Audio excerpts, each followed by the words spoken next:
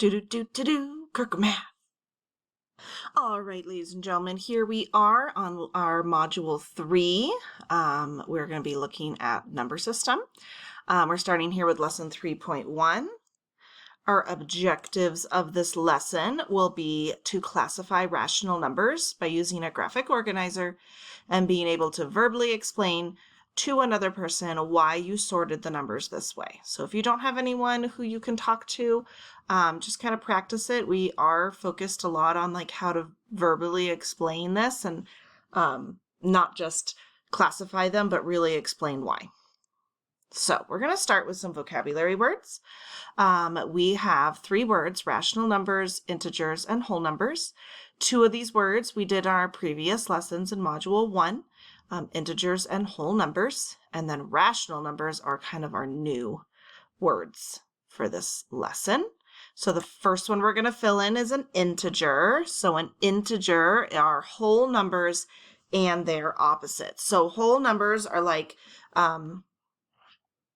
counting numbers, and we'll see that one in a minute, that word right here. We're going to take those whole numbers, 1, 2, 3, 4, 5, their opposites, which are your negative versions, -1, -2, -3, and so on, and 0. So whole numbers include 0, those counting numbers, and then we include 0. So those are integers, positive and negative whole numbers, and 0. Okay. The next word we're going to write down, and don't forget we are filling in our note taker as you watch this video, so you should be on 3.1 in your notes. So the next one we're looking at is the word whole numbers. So whole numbers are just counting numbers plus the number 0. So again, if I were to go around and count the number of cupcakes at my party, I would start 1, 2, 3, 4. So those are counting numbers right here. And we have the number 0. So counting numbers and 0. And then the last one we're going to fill in will be our rational numbers. So rational numbers are kind of special because they have a special word inside of them. They have this word ratio. So you can also kind of pronounce it rational. So rational numbers or rational numbers are any number that can be written as a ratio of 2 integers in this format right here. So the key is this format, A over B. As long as you can write an equivalent version of that number as a fraction, it's a rational number. So spoiler alert, all the numbers you've learned in elementary school are probably rational numbers, unless you learned about the number pi.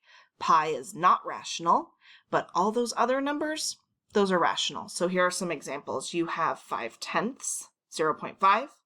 You have 1/2. You have 5. You have negative 0.5 or negative 5/10, negative 1/2, negative 12. All of these are examples. I'm sure you can think of some other ones like 1.34 or negative 6 2/100 or negative 16/3. All of these are rational numbers because I can write all of these as a fraction. For example, the 0.5 is the same as 1/2. That is my fraction. I can also write it as 5/10, 5/10.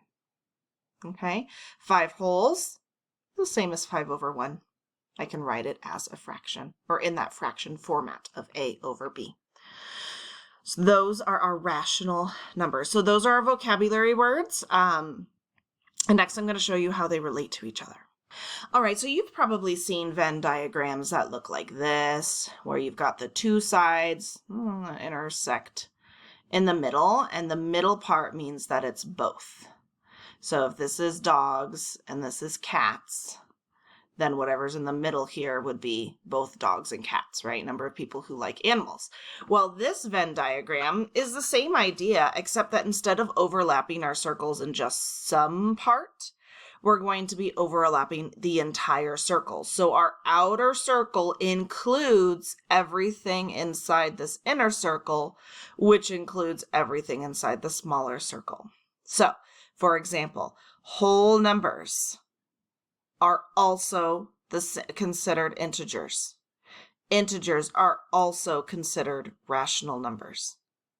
Okay, but some integers are not whole numbers, and some rational numbers are not integers or whole numbers.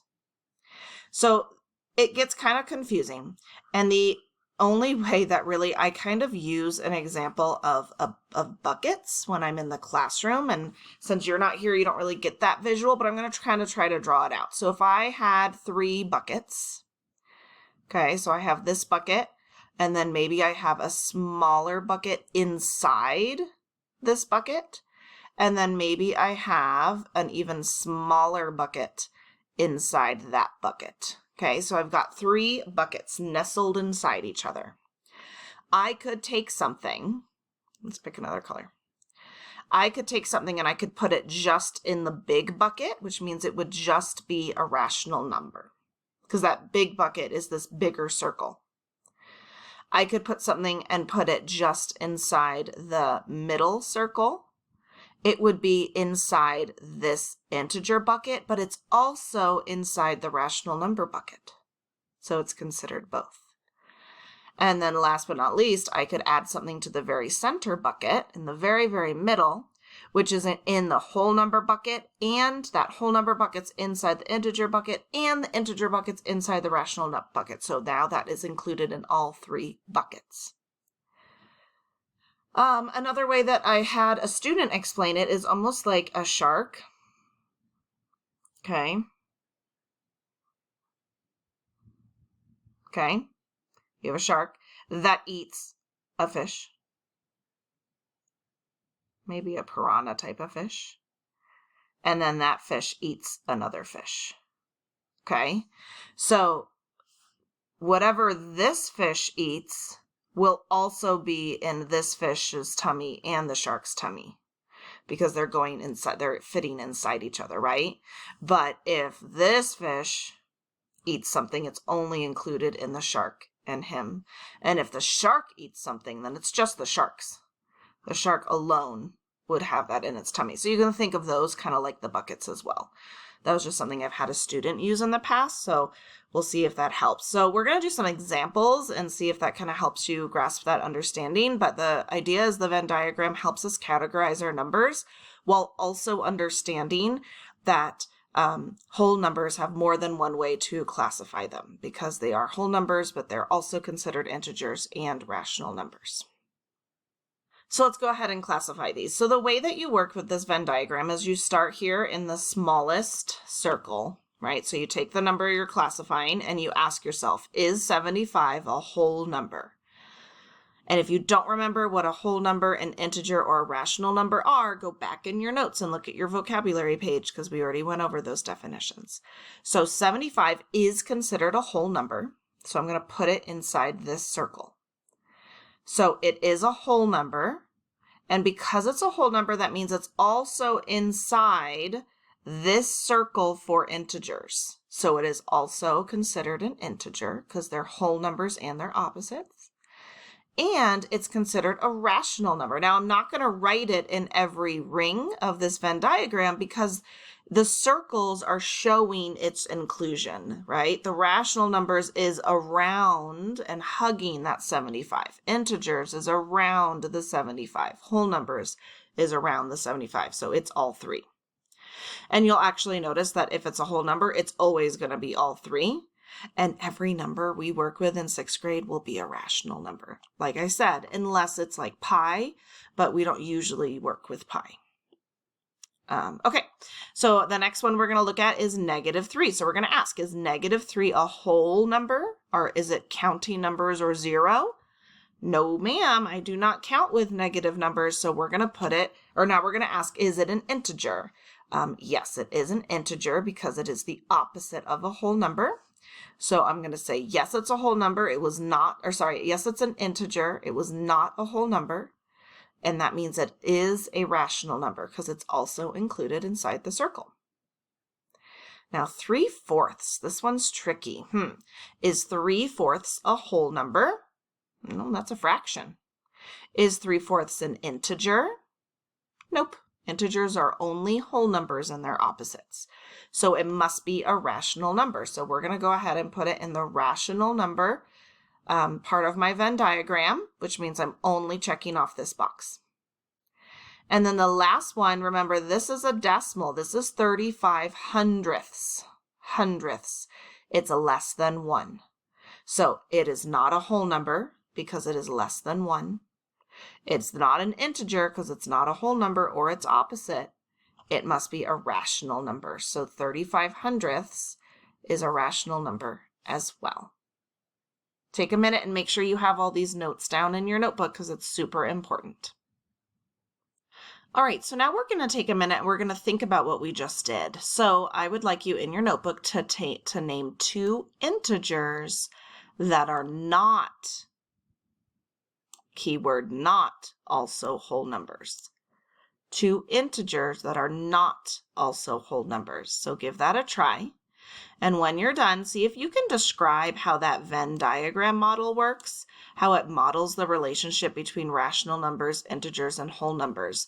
Almost think if someone was absent, like it might have been you, but if someone was absent and didn't watch this lesson, how could you explain to them how that Venn diagram works? So try those 2 on your own.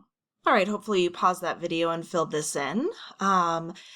Naming 2 integers that are not also whole numbers, you're going to be naming any negative whole number.